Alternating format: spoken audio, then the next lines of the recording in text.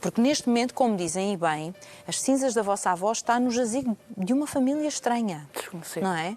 Legalmente, a vossa avó está viva. Legalmente está viva. E a outra senhora está morta. E é o contrário. Legalmente. Legalmente. Portanto, os papéis é isto que dizem, para já, não é? Para já. Para já. Bem, ainda antes de continuarmos, eu vou juntar aqui as minhas especialistas desta tarde. Olá, Sofia, muito boa tarde, bem-vinda. Sofia, sou franca, em tantos anos como apresentadora nunca ouvi uma história assim. Sim. E eu pergunto como é que isto se resolve, porque a parte emocional, vamos deixar agora de lado e já falamos com a Cristina sobre isto, mas esta parte prática e legal... Nós temos aqui vários problemas que foram provocados, acima de tudo, pelas normas da Direção-Geral de Saúde, em tudo o que diz respeito aos funerais e à forma de identificação do corpo de uma pessoa que tenha morrido em consequência da Covid-19. E é aqui que nós temos que nos centrar. Efetivamente, não podemos imputar a culpa à outra família, que também passou por um momento de sofrimento, não é?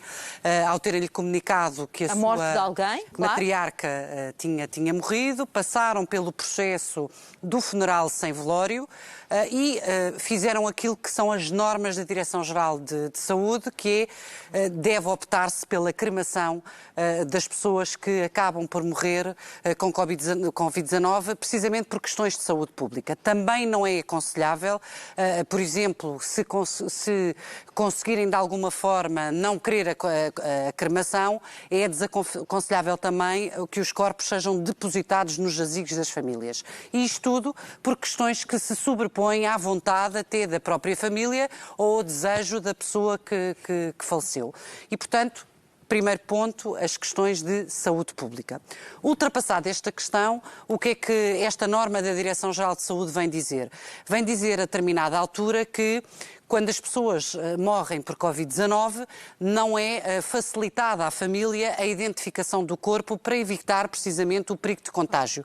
Até porque não está ainda suficientemente estudado se, mesmo após a morte, não existem fluidos ou qualquer outra forma de propagação do vírus.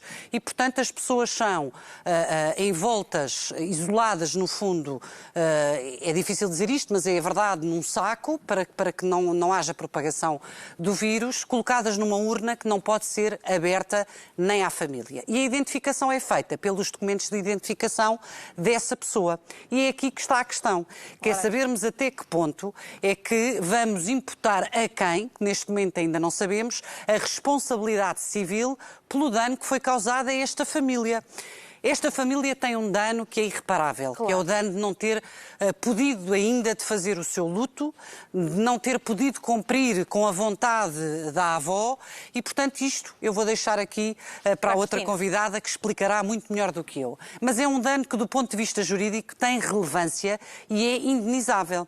Agora, a questão é, a troca da identificação destas duas senhoras foi efetuada quando foram transportadas pela ambulância, ou seja, a troca foi efetuada pelo lar quando disponibiliza os documentos de identificação, ou a troca foi feita durante o percurso até chegarem ao hospital, não sei se foram os bombeiros que as levaram, ou pelo INEM, é feita aí, ou a troca é feita no hospital na altura em que é dado o internamento. Portanto, é toda uma cadeia que ficará depois para os tribunais conseguirem fazer aquilo que é a custódia da prova, tentar perceber como é que é feita a custódia da prova. Não é uma prova fácil, porque eu estava é a pensar documental nisso, Sofia, e não temos...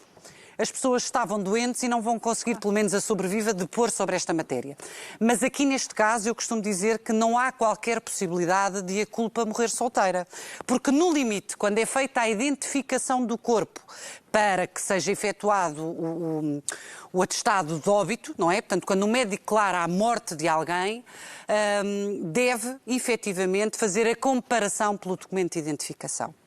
E eu sei que são duas senhoras de avançada idade e que, de facto, quando estão no hospital, já numa fase terminal, como era o caso da avó, as pessoas mudam a sua própria fisionomia. E isto não é difícil de ver. Eu tive a oportunidade de, infelizmente, enterrar um tio meu há muito pouco tempo e sei o que as pessoas mudam afetadas por este vírus. E, portanto, não é difícil, mas há que haver um respeito, claro, não só pelo morto, porque merece respeito, um corpo merece respeito, não for isso não existia o crime de profanação de cadáver, e não sei até que ponto aqui não haverá também contornos criminais.